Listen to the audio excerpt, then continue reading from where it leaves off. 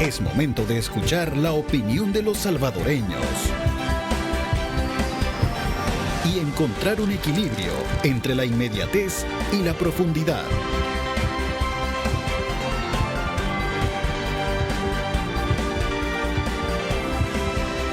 Pulso Ciudadano.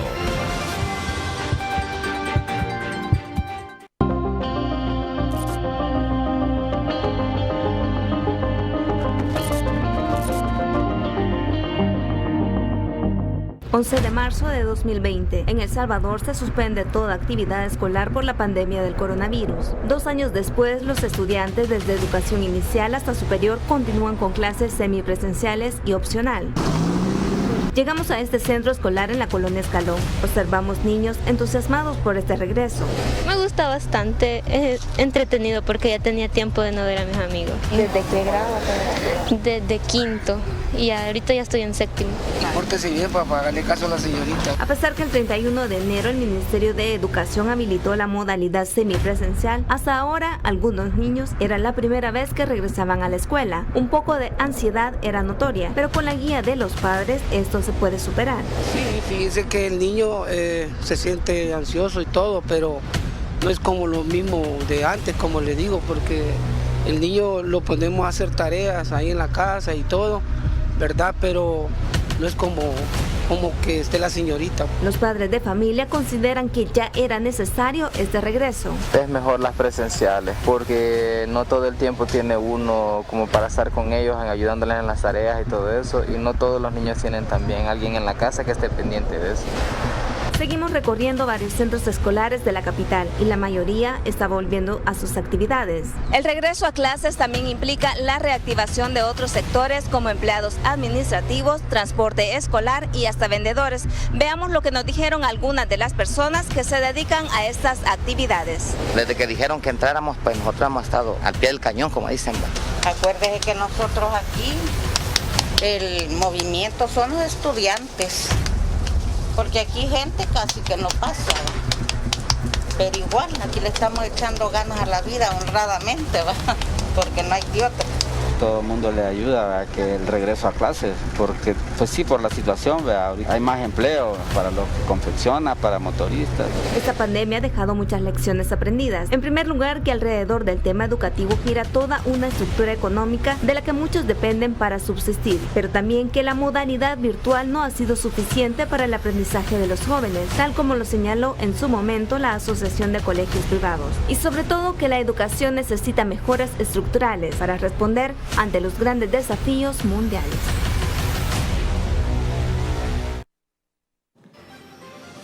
Buenas noches, gracias por estar con nosotros en otro programa más de Pulso Ciudadano.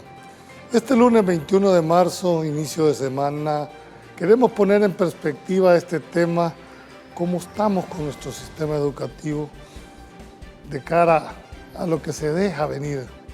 Como ustedes, como padres de familia, han visto el nivel de educación de sus hijos, ahora que ya la mayoría entra a clases presenciales, tras esta pandemia. Para esto queremos abordar desde dos ópticas este tema. Uno, desde el punto de vista, dijéramos, de lo que requiere el sistema, y otro, los impactos que ha tenido el hecho de no haber contado con clases presenciales. Contamos en el estudio con dos invitados especialistas en el tema.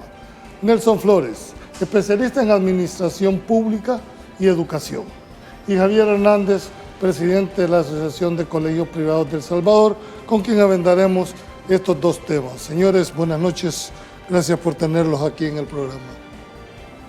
Bueno, es un placer estar en esta noche compartiendo con usted, el licenciado Olivieso. Javier. Un placer, Julio. Muchas gracias por la invitación y un saludo a nuestra audiencia. Bien, quisiera entrar, Javier, ustedes desde el año 2021, el 11 de marzo prácticamente, hubo, dijéramos, un cierre de clases presenciales. A 2 años, dijéramos, prácticamente de este tema. 2020, perdón.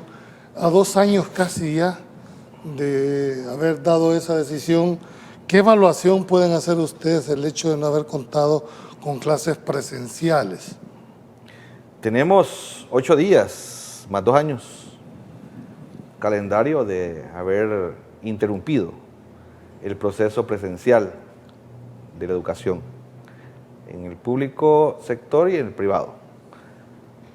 Es el momento en el que el señor presidente de la República anuncia por horas de la tarde que el día 12 de marzo del 2020 no volveremos a asistir presencialmente a clases.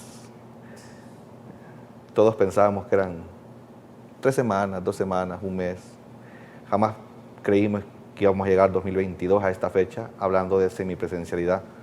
Las etapas han sido, digamos, tan distintas y poco marcadas, digo, poco identificables.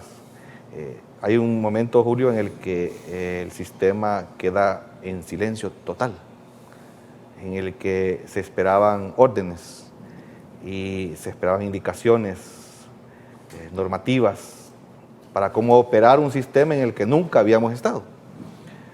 Tardó varias semanas en la reacción del Ministerio de Educación en normar el proceso de cómo íbamos a continuar. Y bueno, al final encontramos directrices en las que nos norman la virtualidad 100%, que era pues el auxilio tecnológico al servicio del aprendizaje. Esto duró hasta el año 2021, en el mes de abril. Después de vacaciones de abril del año 2021, comenzamos a abrir lo que era la semipresencialidad, que es el sistema que por hoy tenemos activo. O sea, es la mezcla del sistema virtual con el sistema presencial. ¿Y hasta cuánto va a durar eso? Eso es lo que no sabemos todavía. Nosotros hemos, por tener 2 años ya en el sistema semipresencial y haciendo un recuento de los desafíos aún existentes y los déficits generados por la pandemia en educación, pues hemos nada más solicitado que nos respondan en qué condición se encuentra el sistema educativo en su modalidad de trabajo, si hay, digamos, condiciones para retornar 100% a la presencialidad o debemos continuar en la semipresencialidad. Extraoficialmente se conoce que después de Semana Santa todos los colegios privados regresan a las aulas. ¿Qué de cierto hay de esto? Bueno, lo cierto es que hasta ahorita, cuando se han hecho esas preguntas, la respuesta oficial, digamos, verbal, es que existe la posibilidad de que los padres de familia puedan ya asistir 100% a las aulas, siendo ellos los que deciden si asisten presencialmente o no sus hijos a clases. Por ejemplo, si se diera que en un colegio el 100% de estudiantes decidiera que, o sus papás decidieran autorizar a que asistan presencialmente al colegio, ese colegio sería 100% presencial sin esperar una autorización por parte del ministerio, algo extra de lo que ya tenemos. Pero también, si el padre de familia decidiera que fuera lo contrario, pues nos quedaríamos con un colegio todavía 100% virtual. Okay. ¿Cómo ves tú, Nelson, el hecho de que ya de por sí parte de la educación en el país ha estado deficiente en el tema? Este servidor también ha sido catedrático universitario y cuando uno llega a la universidad le encuentra todo lo que le mandan y los efectos que esto está dando. Pero de por sí ya teníamos un déficit, dijéramos, en el proceso de aprendizaje y ahora con las clases semipresenciales, además del daño que se puede en un momento, ¿qué es lo que podemos esperar más adelante con el tema del aprendizaje? Bien, yo creo que la educación como sistema educativo pues ha dejado mucho que desear, especialmente porque el sistema educativo de Occidente nosotros creemos que ha fracasado, ¿verdad?, en toda su historia en este sentido, porque siempre la educación lo vemos como el eje transformador de una sociedad. Si queremos refundar un país, queremos cambiar una sociedad, hay que cambiar la educación, ¿verdad? Pero definitivamente nosotros seguimos siempre el patrón de la época industrial, ¿verdad?, donde se preparaba al ser humano, al estudiante, para una fábrica de una manera pues dirigida, pero pero nuestras realidades, ¿verdad? Actualmente esto pues ya no encaja porque nosotros estamos en una nueva sociedad. Una sociedad donde la educación tiene que ser más innovadora, tiene que ser más creativa, ¿verdad? Tenemos que enseñarle al estudiante a pensar, a ser un sujeto de que ¿Actualmente no lo es? Realmente no lo es en este sentido porque estamos con un sistema educativo donde simplemente nos convertimos en un transmisor de conocimientos, en una aplicación de un programa, ¿verdad?, que es más instruccionista, ¿verdad?, pero no formamos contenido, o sea, no formamos contenido. Entonces yo pienso de que si queremos realmente refundar un país, si queremos una sociedad, hay que apostarle a la innovación en la educación, si no, difícilmente se van a tener logros, ¿verdad?, porque las sociedades cambian, y cambian de manera progresiva, pero la escuela no cambia, ¿verdad? El mismo sistema de las modalidades prusianas que teníamos hace 100 años, de más de 100 años, pues casi vienen siendo las mismas que tenemos en este momento. Es decir, tenemos un grupo de alumnos que hay un maestro que le está diciendo qué es lo que va a aprender, cómo lo va a aprender, pero las potencialidades que debe tener el estudiante, que hay que despertarlas, ¿verdad?, no las puede liberar. Es decir, no estamos formando estudiantes realmente creativos e innovadores. Y la sociedad del futuro y estas sociedades globalizadas pues requieren de estudiantes con una formación pues más crítica, ¿verdad?, donde se les despiertan sus talentos, ¿verdad?, y todas sus potencialidades. Y creo que ahí es donde está limitada la educación, hay una limitante.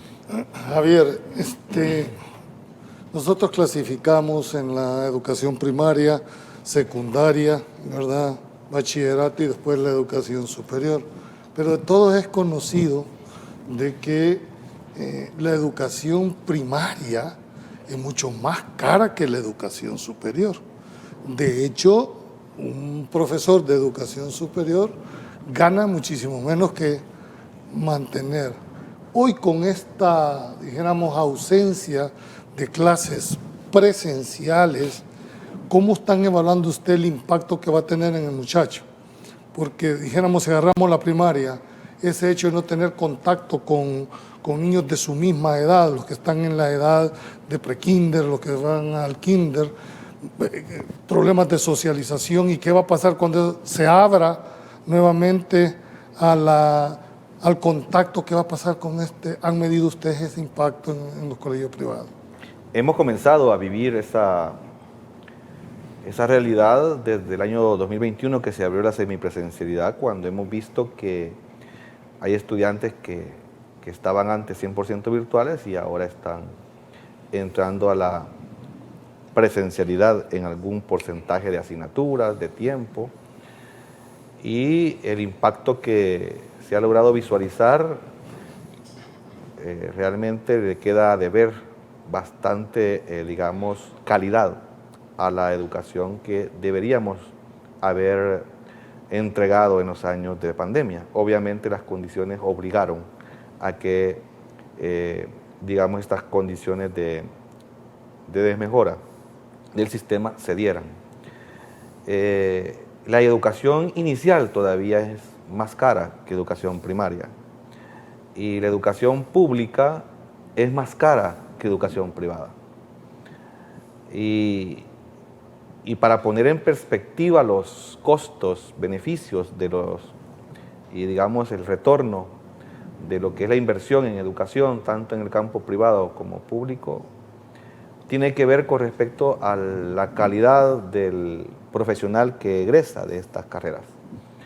Y ahí pues, como usted dice, Julio, el tema de la universidad, que es donde se desempeñan ustedes como catedráticos, donde desempeñamos como catedráticos, ahí vemos cómo juega un papel importante el análisis de, digamos, qué tanto hacemos en los niveles básicos, prebásicos y educación media, para poder enviar, digamos, un ente preparado para educación superior.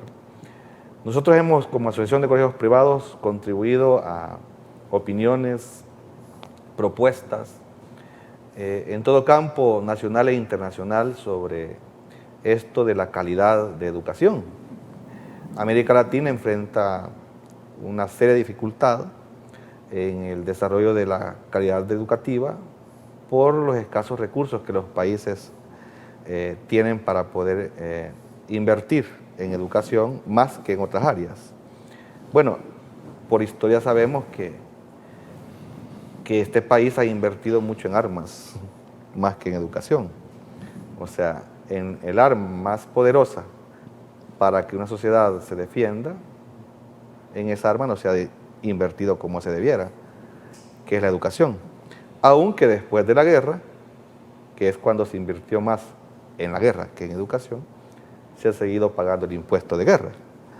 Entonces, pareciera ser paradójico, pero todos los gobiernos en el sistema educativo, la valoración que se pueda tener en cuanto a planificación, proyección, análisis de resultados y sobre ello el establecimiento de políticas públicas a largo plazo de educación, realmente son deudas grandes.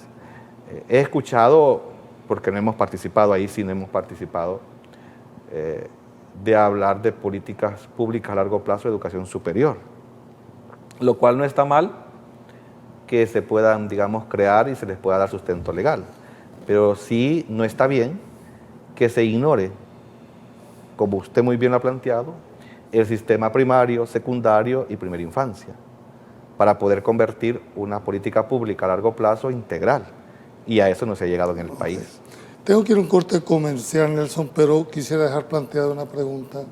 Uno de los grandes defectos, o mejor dicho, problemas que toca enfrentar es quién enseña a quién. Es decir, el muchacho, ya sea público o privado, necesita de un profesor, pero ¿quién capacita a estos profesores? ¿Estamos preparados con esa plantilla de profesores? ¿Es parte vocacional el hecho de dar la clase o simplemente no encontraron trabajo y hay que estudiar para profesor? ¿Cuál es el nivel de plantilla que tenemos de profesores, tanto en la parte pública o privada, verdad?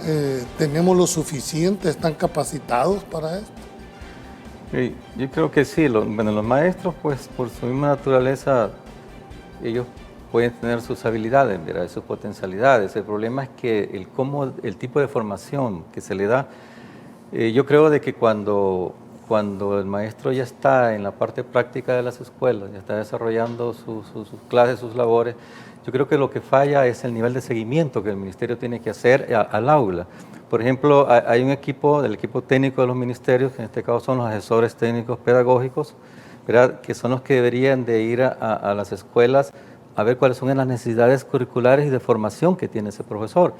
Pero muchas veces, como el rol que ellos tienen no es ese, sino que a veces son otros, entonces se limita de que a veces el profesor, ante las deficiencias que todos los directores saben, porque los directores conocen sus maestros, saben dónde está la deficiencia de un maestro, entonces deberían de crear sus equipos técnicos de apoyo con sus mismos maestros, porque quieres o no, hay maestros entre los mismos centros escolares que tienen más potencialidades, ¿verdad? Y tienen competencias a veces quizás por su experiencia o por su formación, ¿verdad? Y que otros, entonces, pero no se aprovecha.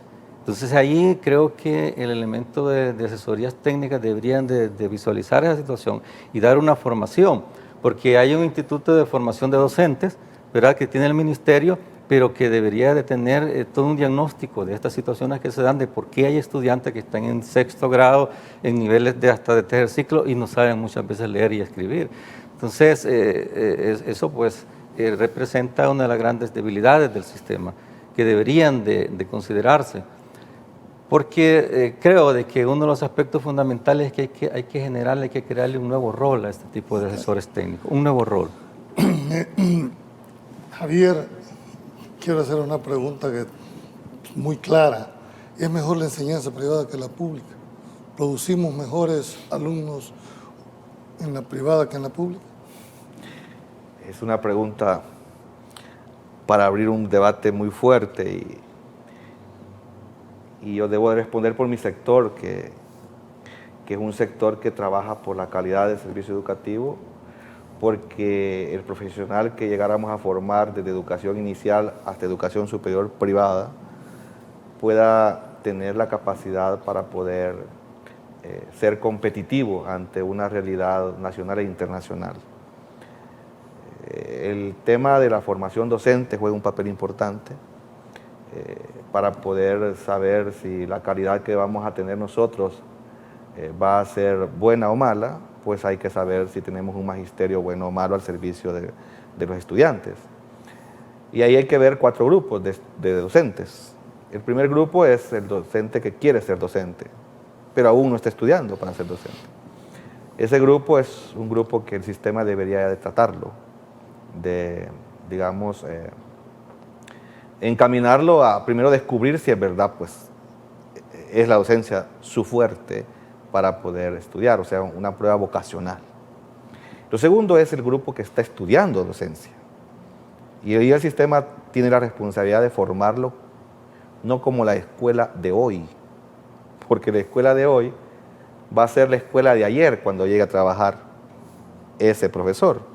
Entonces, si tú preparas a docentes en la universidad para la escuela de hoy, cuando él vaya a trabajar, va a trabajar para la escuela de ayer. Esa es la cosa. Entonces, ese es un grupo de docentes, el que se está formando. Y ahí, pues, mis colegas catedráticos y el sistema, si me escucha, que tenga su respuesta, si lo estamos haciendo bien o mal. El otro grupo es el grupo que está en el ejercicio, que es el que decía el licenciado Nelson acá, que el Instituto Nacional de Formación Docente, mal llamado, porque no debería llamarse así, pero pues así le llaman,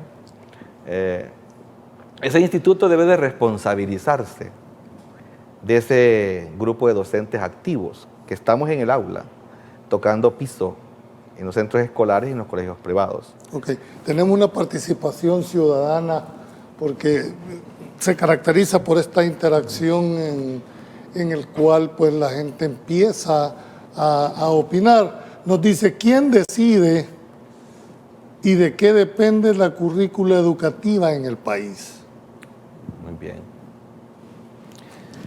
Bueno, es que el problema, mira, bueno, en mi visión, ¿verdad?, de la educación, yo creo que el sistema educativo está en deuda. ¿Por qué las reformas siempre han fracasado? Porque a veces las currículas, muchos de ellos, en todas las reformas, han sido importadas. A veces no responden a una realidad local.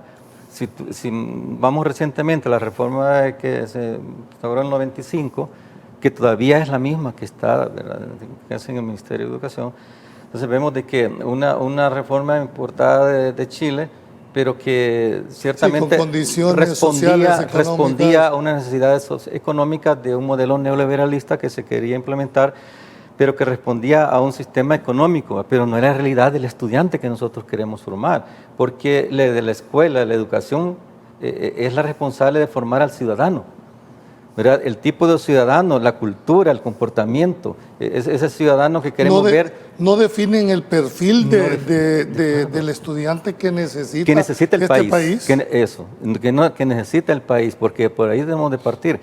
Y eso es una de las cuestiones, ¿verdad?, que siempre nosotros hemos discutido, de que quisiéramos llegar a que el currículo, en un momento dado, lo hiciera el mismo centro escolar. ¿Por qué? Tenemos otro, dice, el sistema educativo prusiano es el modelo para la educación en muchas naciones modernas, incluidos los Estados Unidos. Es esencialmente un modelo de educación obligatoria en el que todos los miembros de un país deben asistir a la escuela hasta cierto nivel. Entonces lo que sugiere es que no se haga por niveles sino por vocación, donde la mayoría que no trae para profesionales se dedica en determinados oficios. Pero antes de esto quisiera, ustedes como sector, dijéramos, de colegios privados, ¿de dónde se nutren de profesores? Bueno, tenemos varias fuentes, nacionales e internacionales, porque tenemos colegios calendario internacional, biculturales, bilingües, y esto nos obliga pues a exportar y a importar docentes. Algunos los enviamos a trabajar para que trabajen como docentes de español en otros países, Otros, pues los importamos de la cultura que nosotros necesitamos en los colegios privados.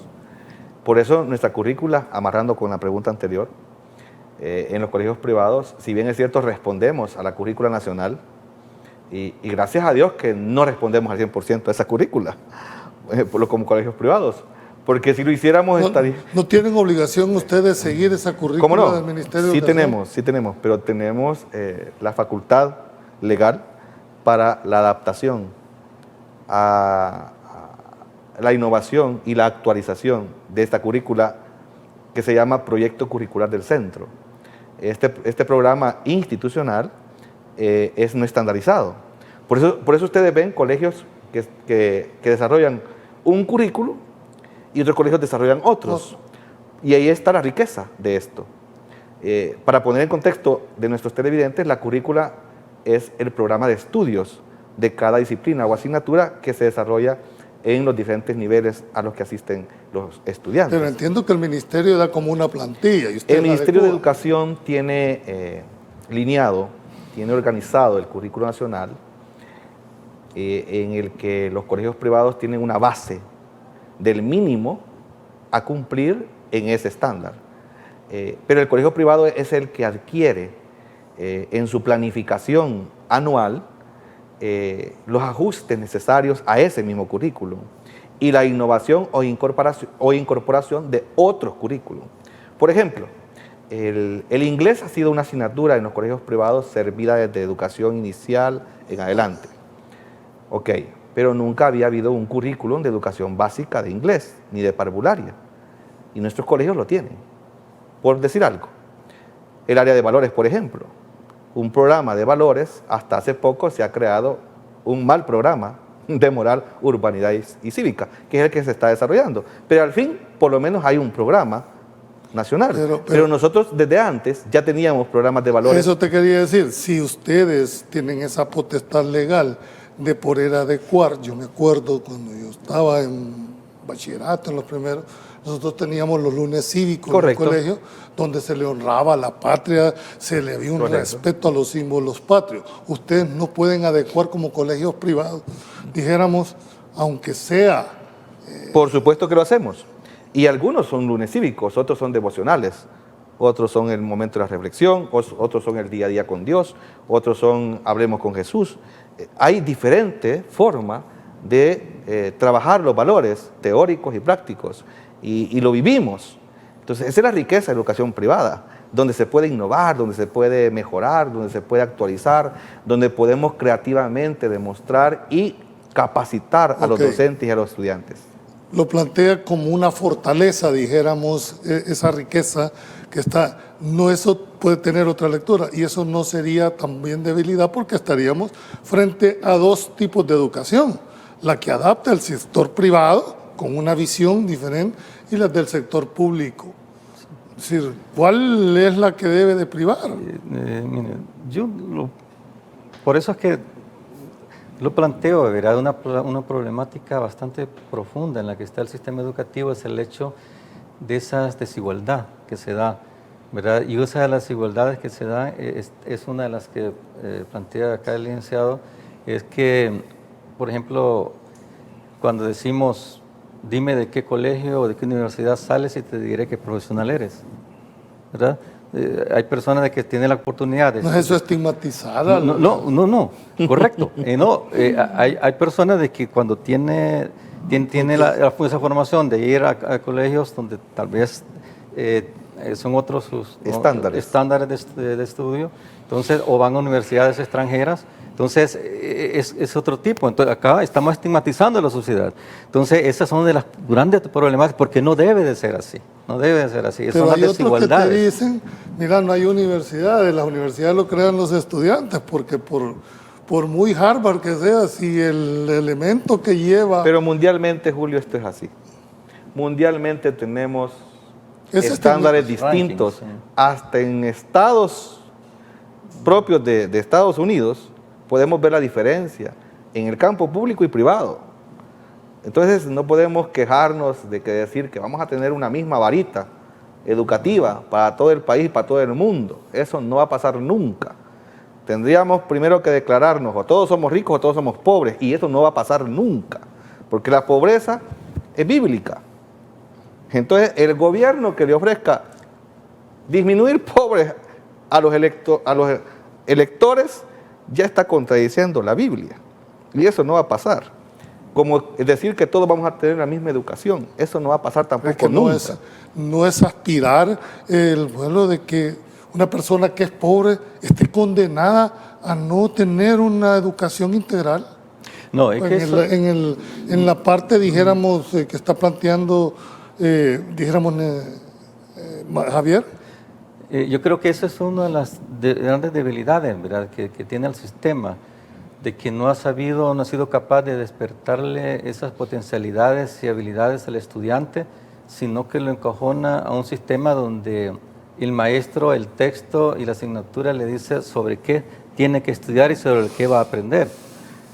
Cuando en otros sistemas donde el estudiante elige lo que quiere aprender, o sea, donde el sistema educativo es menos aburrido porque pasamos de lo que sería el deber de aprender al placer de aprender, que es lo que debería de hacer, es cuando el estudiante escoge. Entonces, y ahora, en estos tiempos donde el conocimiento ya no está, yo digo, en esa cantidad de textos, ¿verdad?, que ya ni deberían de estar, ¿verdad?, textos escolares donde el muchacho en un iPod, un teléfono, en una laptop ya tiene el conocimiento, ahí tiene toda la teoría, ¿verdad?, e incluso charlas, conferencias que él puede tener, ¿verdad?, de manera más profunda, más práctica. Entonces, creo que ahí limita ese desarrollo potencial del estudiante. Entonces, la escuela, por esa razón es que nosotros proponemos y creemos de que después de 40 años de estar con un proceso educativo que simplemente estigmatiza, ¿verdad?, y limita la inteligencia del estudiante, entonces se hace necesaria una verdadera reforma. Okay. Javier, quería preguntarte... Si antes puedo terminar esta pregunta, sí, solamente. En este país y en otros países del mundo, casi Latinoamérica, tiene escuelas públicas para pobres y para no muy pobres. ¿Hay una diferencia? Es que hay, por supuesto que sí. Bueno, si tú te fijas, siempre que vamos a hacer anuncios bonitos del sistema público, ¿cuál es el Instituto Nacional que sacan en la pantalla? El Instituto Nacional Manuel José Arce. Ya no es el Inframe. Ya no es el Inframe, es el Instituto Nacional Manuel José Arce, que es un ejemplo. Y ahí van los pobres. Pero ese instituto es mis respetos para él, sin ofender a las demás instituciones, pero que tiene lo suyo, ¿verdad? Y si ellos lo pueden el estudiante hacer, que va ahí, nosotros no. Exacto, porque los otros no tienen las mismas condiciones. Porque los otros no tienen las mismas condiciones, primero, de todo tipo. No tienen los mismos recursos, no tienen la misma tecnología. Entonces tú entras a ese instituto y pareciera colegio, ¿sí? Pero, ¿por qué no vamos a ver el Instituto Nacional, por poner un nombre, ¿verdad?, de Aguacayo, por ejemplo? Ya que hay varios aguacayos, para que no se ofenda ninguno, ¿verdad? ¿Sí? Entonces, digamos que pongamos a ver ese. Usted nota la diferencia de esos dos. O sea, igual hay colegios para pobres y para no muy pobres. Y los sistemas son así. Digo esto para no pensar en que estamos estigmatizando al estudiante. Ok, hay una pregunta aquí. Dice, buenas noches. Si en el privado desde inicial se le daba inglés por motivos de pandemia, ¿la cerró? Y hoy mi hijo está en una escuela. Sí se nota un poco la deficiencia. Hay guías de trabajo y se debe de subir las evidencias en Classroom. Y pues como madre me toca ejercer la enseñanza de mi hijo. Pero en algunas, hay que decirlo, hay una realidad. Muchas veces la madre o no tiene el tiempo porque tiene que trabajar. En todas las realidades casi. En todas. Porque tenemos un porcentaje de madres solteras que están no con la voluntad, sino con la obligación de ir a trabajar. Y algunas, por apoyar también en el hogar, tienen que ir a trabajar. ¿Ustedes se decantan por una apertura ya total de la nosotros no podríamos pronunciarnos en cuanto a solicitar una apertura 100% presencial. Porque si lo hacemos, comenzaríamos a recibir bastantes insultos de parte de la población que está en contra de esa idea. Sin embargo, creemos que las autoridades ya pueden responder la pregunta: ¿hay condiciones o no hay para el 100% presencial en las escuelas públicas y privadas? Porque en todos los campos que tenemos de la vida social ya está aperturado el 100% de la presencialidad. Tengo que irme a un corte comercial, pero tampoco podemos deber de pedirle al padre de familia una conducta diferente si sabe que hay un riesgo, el hecho de mandar a un niño a contagiarse y después traiga hacia la casa. O sea, no le podemos pedir a la ciudadanía que tuviese, a menos que estuviese debidamente, dijéramos, concientizada de que no le va a pasar nada si va a Bien, tenemos opinión de los padres de familia, si están de acuerdo o no están de acuerdo el regreso a las clases presenciales. Es interesante ver cuál es la óptica sobre las cuales ellos descansan sus opiniones. Veamos ahí, producción. Estamos desarrollando el trabajo de los maestros y el trabajo que uno tiene que hacer, ¿verdad? Hay quienes trabajan fuera de la casa y no pueden ayudar a sus hijos en las tareas, ¿verdad? Muchos niños por eso se han quedado aplazados. Lastimosamente no pueden ayudar a sus hijos porque también están escasos de educación, ¿verdad? Ya la mayoría de las clases esas yo ya las había olvidado, me ha tocado estar aprendiendo a la par de ellas. Ha sido un excelente regreso porque la verdad es que sí es bonito pasar en casa, pero creería yo que no es lo mismo, ¿verdad? El estrés, todo por la situación. El estar en línea sí aprenden mucho, pero ya estando en la escuela creería yo que es diferente. Bueno, ya han visto cuál es la percepción de los padres, ¿verdad?, con respecto al regreso a la parte presencial. Quisiera plantear lo siguiente. El país produce entre 60 y 80 mil estudiantes por año, por lo menos los que se someten a la PAES, sí, ¿verdad?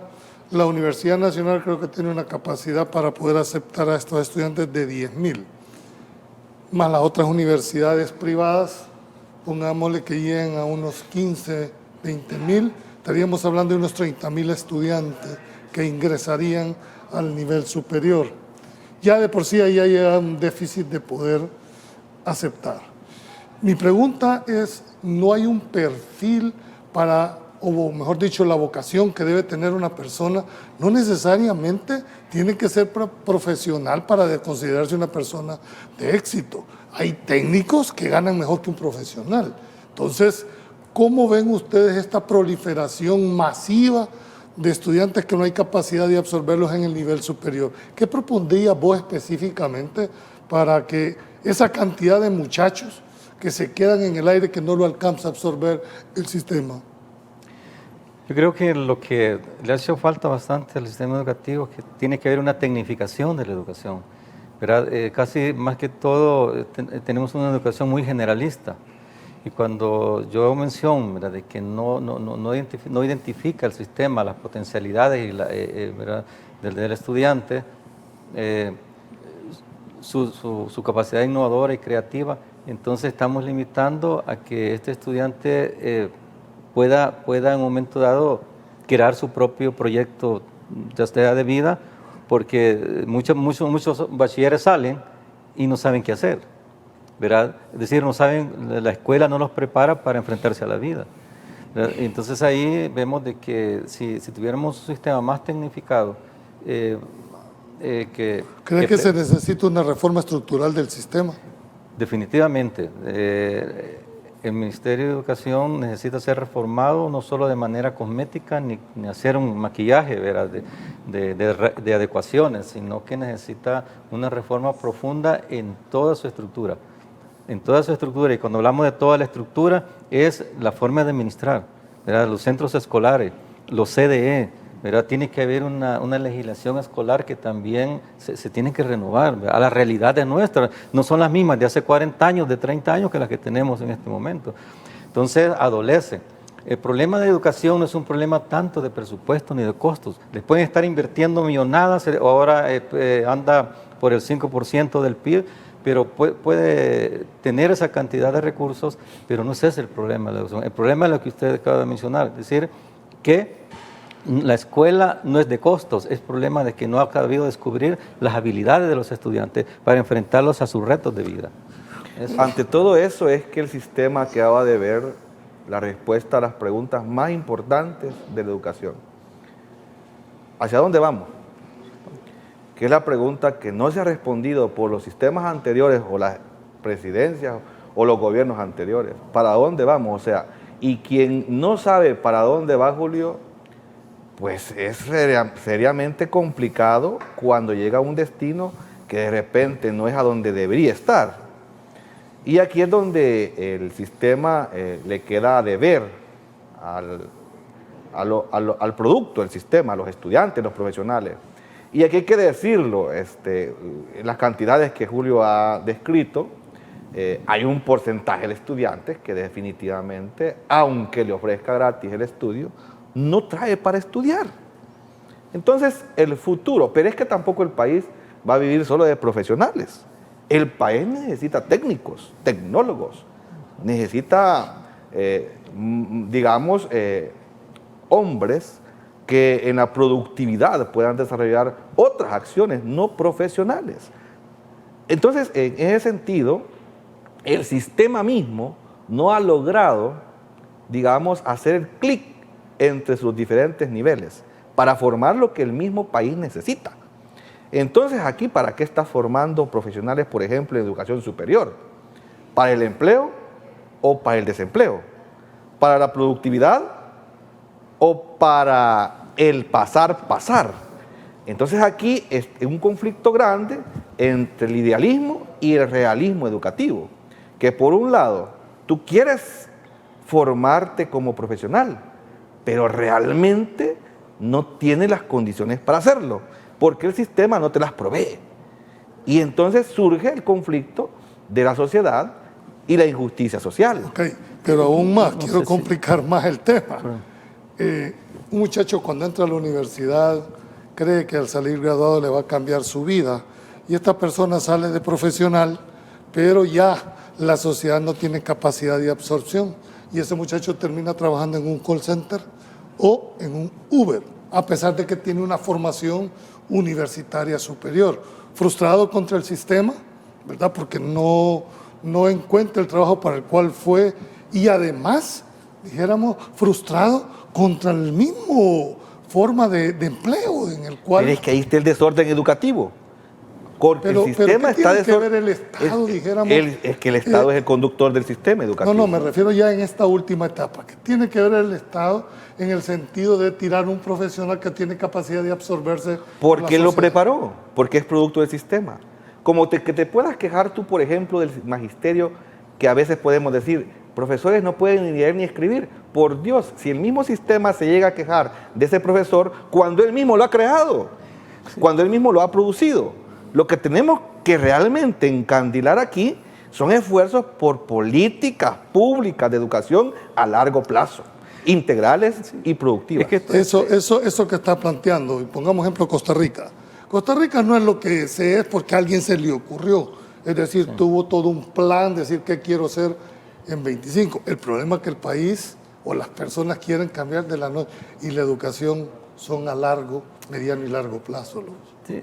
Es que la situación es que los problemas de educación siguen siendo los mismos desde hace 30 o 40 años, y no los vamos a cambiar por una razón.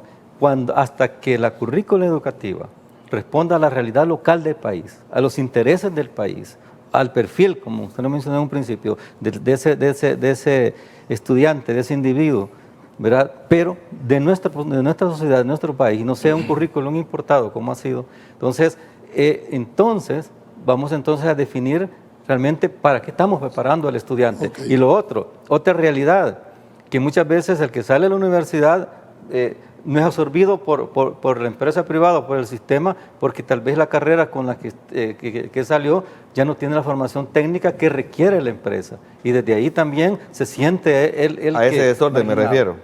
Ese es un desorden. Pero entiendo yo que la sociedad te demanda un perfil de profesional. ¿Y cuándo se ha comunicado conmigo la empresa privada para decirme qué profesional necesita mañana? Porque yo se lo voy a formar hoy para mañana, no se lo voy a formar hoy para hoy. Eso es lo que tenemos que entender. Ese clic no ha entrado.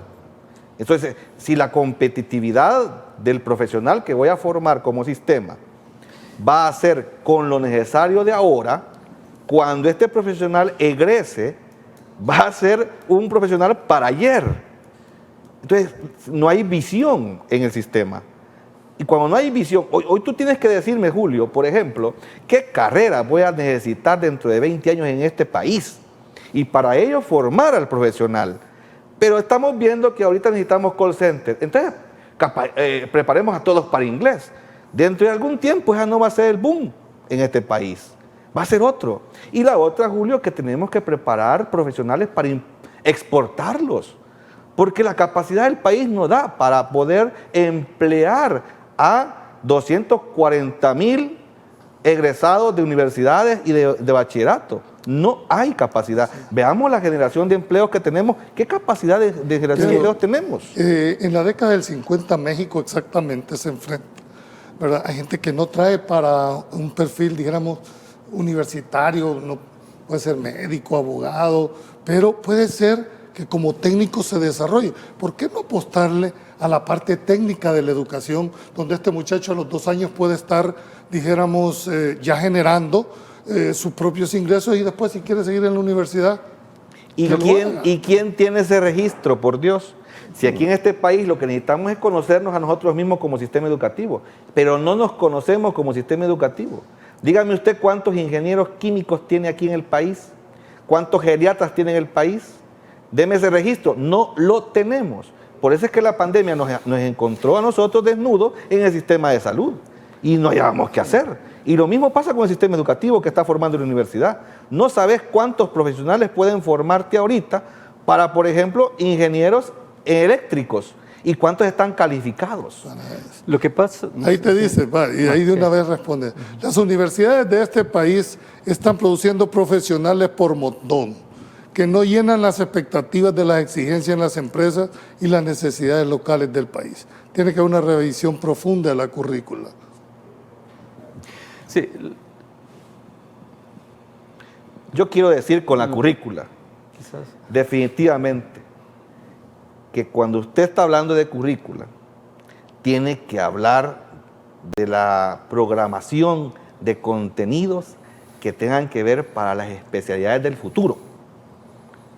¿Sí? Pero aquí le llaman reforma curricular, agarrar el libro de hoy del programa de estudios de matemática y lo que era unidad 5 en ese libro, después lo ponen como unidad 1. Entonces decimos que ya hicimos reforma curricular. Por Dios, entonces. Y ni siquiera pasamos a validación los instrumentos para poder decir que es una cosa científica o técnica. Entonces, esas irresponsabilidades del sistema son las que están trayendo las consecuencias que tenemos viviendo ahorita.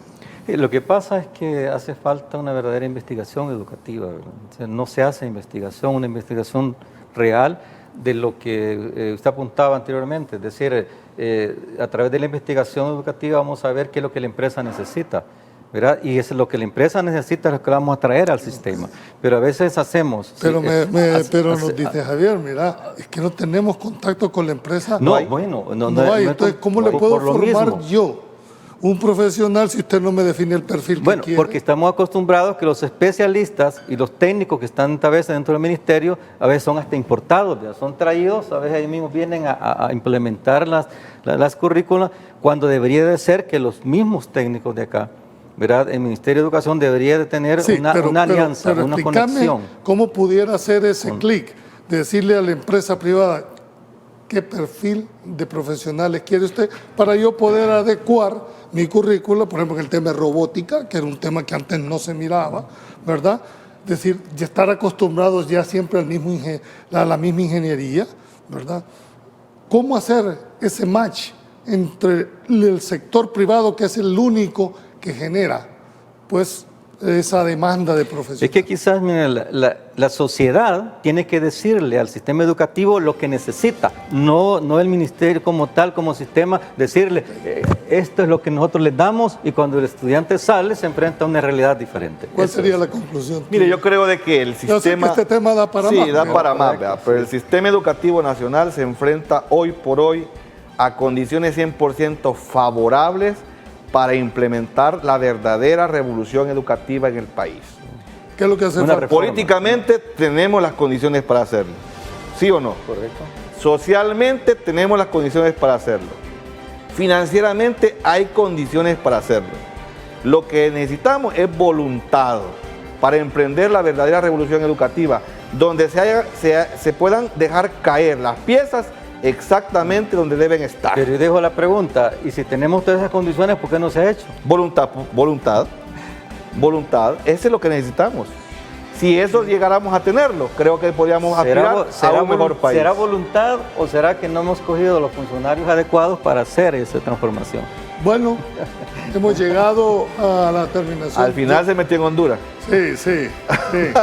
Lo que le toca a este programa es exponer los hechos y las realidades. Será usted, amable televidente, el que va a sacar su propia conclusión.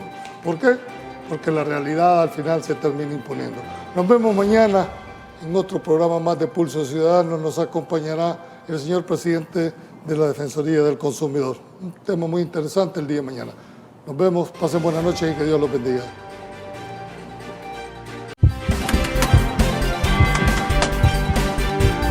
Estaría bueno que vinieran de verdad todos, pero aquí vienen por pocos usted. Sí, es decir que no se ha normalizado. Como le digo, hay alumnos hay papás que de verdad quieren que los niños aprendan porque ellos los mandan, ¿no? Pero hay niños que no vienen porque los papás no quieren mandarlos, o el niño no quiere y los papás se dejan mandar de los hijos, así es que, pero pues para nosotros los vendedores es mejor que vinieran todos, porque la pandemia ha venido a beneficiar a uno y a fregar a otro, ¿va? Porque por lo menos nosotros los vendedores, gracias a Dios que yo tengo mis hijas que aunque sea de comer me dieron en esos días, pero hay gente que sí, como le digo, no tenía nadie de las vendedoras. Y nosotros no tuvimos, digamos, que dijeron que iban a dar préstamos, que no, es pura mentira. Pero gracias a Dios aquí estamos, ¿sí? Así que como le digo, nosotros sí los afectó por las ventas. Como puede ver, chalés que hay ahí adentro, todos los de aquí vendedoras, porque habemos más, solo que ahorita no han venido. Pero sí los afectó, casi 2 años. Yo digo que este ciclo está bien que así va, pero ya el otro ciclo sí fuera bueno que entraran para que los vendedores pues vendieran bastante. En realidad que ellos casi no venden, ¿verdad? Y ellos, si ustedes saben, de eso pues se mantienen, pues de la ventecita que ellos hacen. La economía ayuda también, ¿verdad? No, sí es bueno, ahorita está mejor casi, que los niños vengan a aprender más. Sí, pasaron 2 años casi sin movimiento, pero ahorita ya la mayoría está regresando. Los niños están aprovechando de la mejor manera, se están poniendo ya quizás la estadía en la casa como que ya se les había hecho un poco tediosa, ¿verdad? Entonces ahora como que ellos ya tienen más confianza en venir y ya se sienten más seguros.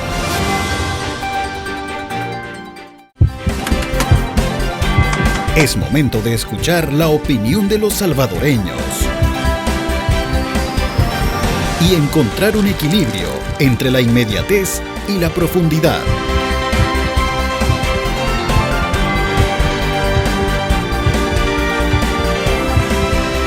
Pulso Ciudadano.